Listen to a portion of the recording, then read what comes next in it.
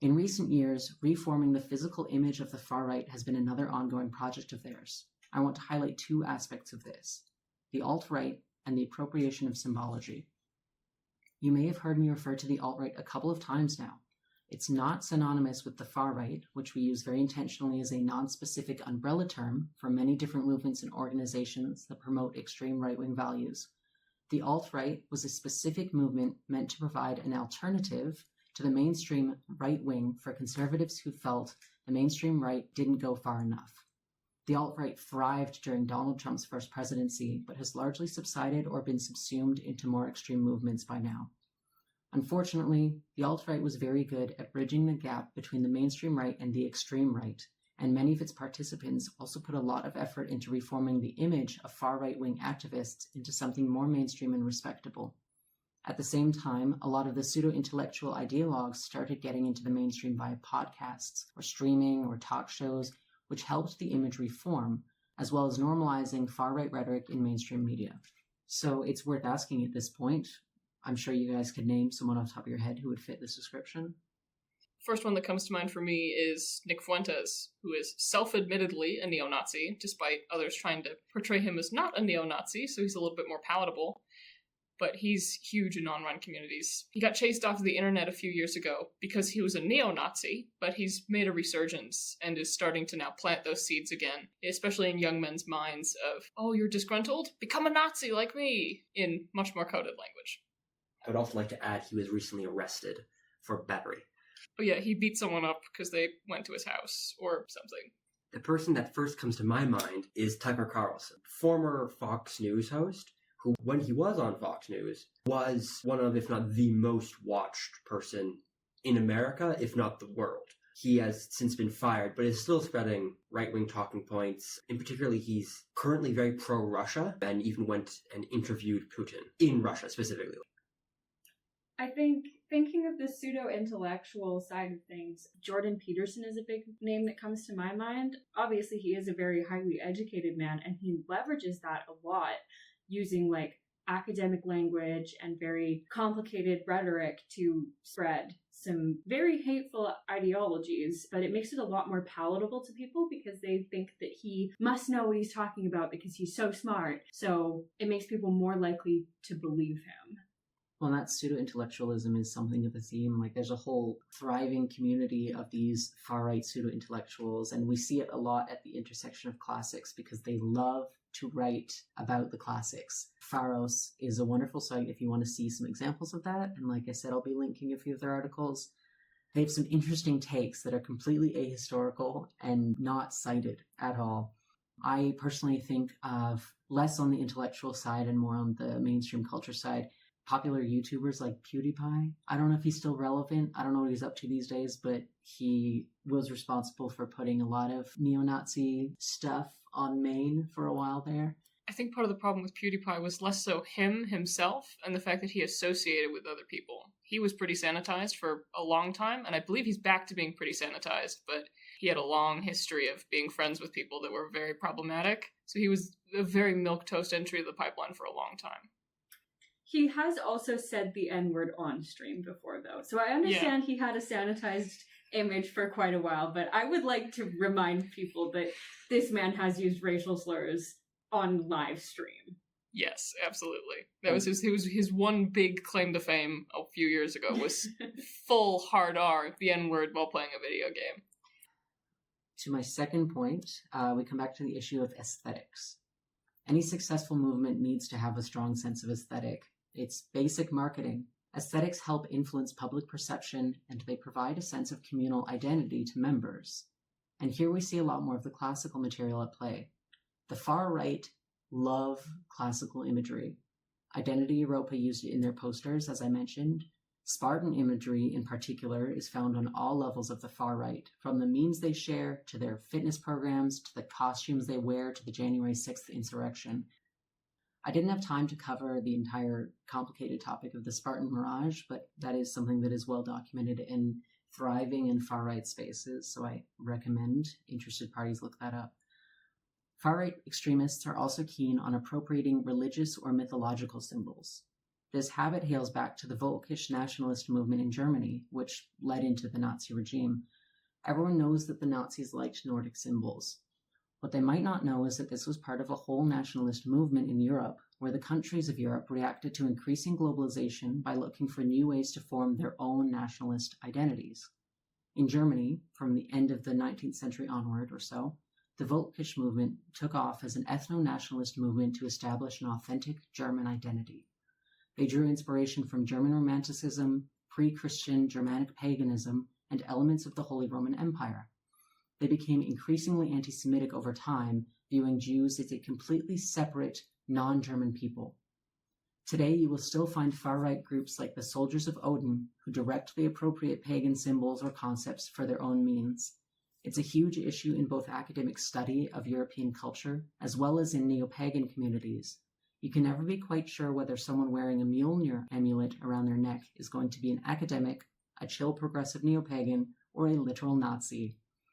Most of my early exposure to right-wing extremism online actually came about because I was starting to explore and then later study paganism online, and you have to learn quick how to recognize where the dog whistles and red flags are. But let's take another step back. We've looked at a number of ways the far right tries to lure people into their orbit, but what happens once the frog is in the water? The heat gets turned up. Operative terms here are normalization, yes, but also desensitization, isolation. On an individual level, newcomers get fed increasingly concerning material a little at a time so they have time to get comfortable with each new idea before the next one hits. On a broader scale, the Overton window gets pushed further and further right. Far-right ideologues get increasingly mainstream attention. YouTubers get caught using slurs on livestream. Tommy Robinson is touring college campuses. Books are being banned in school districts and burned at far-right rallies. Roe v. Wade is overturned. Anti-trans bills are popping up faster and faster every year. Vaccination rates are declining and preventable diseases are breaking out all over. Canada's provincial premiers are posting conspiracy theories on Maine. Donald Trump has been re-elected, and on it goes. But where does it end? Well, I can't speak for the big picture, but on an individual level, it can go two ways. You reach the final stage of Munn's model and are a fully indoctrinated member of the far right, dehumanizing your enemies and pushing for anti-immigration laws and restricting women's rights, or you get out. It is possible, but difficult, because an inevitable consequence of the pipeline is isolation. As you get more and more radicalized, you're going to alienate or disagree with more and more people in your life. You're probably going to be cut off by some and cut yourself off from others if they disagree with you. At the same time, you're joining communities, whether online or in person, of like-minded, radicalized right-wingers. So how do you leave when the people in your life are similarly indoctrinated and you've alienated everyone else you knew? What do you guys think? It's a little bit adjacent, but something I've seen in online communities, particularly in leftist circles, is an unwillingness of those outside of the far right to engage in, participate in community and forgiveness and harm reduction towards these people who have been alienated, who have suffered at the hands of the far right.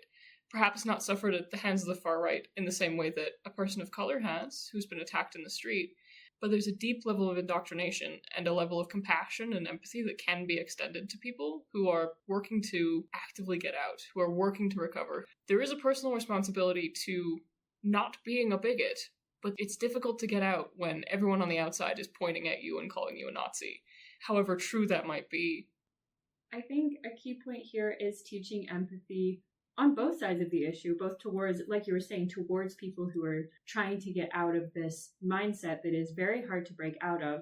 But if they are putting in a genuine effort and they're trying to realign their morals and be more compassionate towards others, I think extending empathy towards them does a lot for encouraging them to continue that work they're doing. But as well, we can encourage people who are probably not all the way through this pipeline, but partially through the pipeline to take a step back and think about, the kindergarten definition of empathy. How would you feel if someone said this about you? You're not the only person in the world.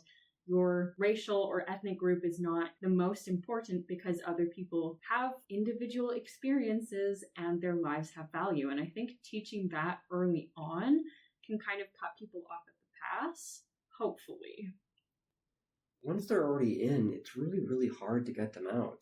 as the saying goes, an ounce of prevention is better than a pound of cure. It's a difficult topic. At the same time, not engaging in mass dehumanization and not stooping to the level of the alt-right can be a really great way to pull people out. Overwhelmingly, what I came to in a lot of the research I was doing, and I was following a bunch of different interviews with people who have been on all stages of this pipeline and this process, is that it comes to community. You can't actually pull someone out of the pipeline unless they want to come out. So it comes down to being present for them when they hit their breaking point. And that breaking point can be unpredictable. It's very individual. Some people, maybe they wake up and look around them and realize the people that they have chosen to surround themselves with are not the people they want to be surrounded with. Maybe they encounter some of the horrific reality of what their politics are causing. I remember one interview that I heard on a podcast episode that I'll link in the supplemental talked about how one woman got quite deep into, I think it was actually Identity Europa, to the extent of organizing rallies and attending book burnings. She became the leader of a women's network. And over time, it turned into a whisper network of women's abuse. And she realized that the men in this movement were not the kind of men she wanted to be associated with, and she left. For some people, it's as simple as QAnon quoted the Bible, and that felt really out of character. And that was enough to shake someone's belief in the whole conspiracy. These people can reach their moments where it doesn't make sense anymore. And when that happens, they need somewhere to go. They need some kind of support. If everyone in their life is now in this movement, they've no one left to turn to. So the best advice that I've found in all my research is if you have someone in your life who is going in this direction, you don't have to engage with the politics to still be present for them. It's checking in every now and then. It's asking, do you need help with some errands? Do you need help around the house? Something neutral, something that is not going to cause disagreement, so that they have somebody in their corner when they reach the point where they want to leave. As a final note, this episode is going to have a quite robust supplemental attached with all of the sources that I consulted in my research, as well as some that didn't make it into the podcast itself. One in particular is an episode of the podcast The Cost of Extremism by the women's network Red Wine Blue. And they collaborate with a number of organizations like Life After Hate that help people get out of this radical lifestyle or exit toxic communities. So I highly recommend looking into those resources for either harm reduction or de-radicalization. That concludes my episode. Thank you all for listening to another episode of Heritage or Hogwash. And next up, we'll have Hestia. I will be talking about misogyny and eugenics in the far right, going over some classical justifications for both of these to control women. We'll see you guys next time. Thank you so much. Bye. Bye.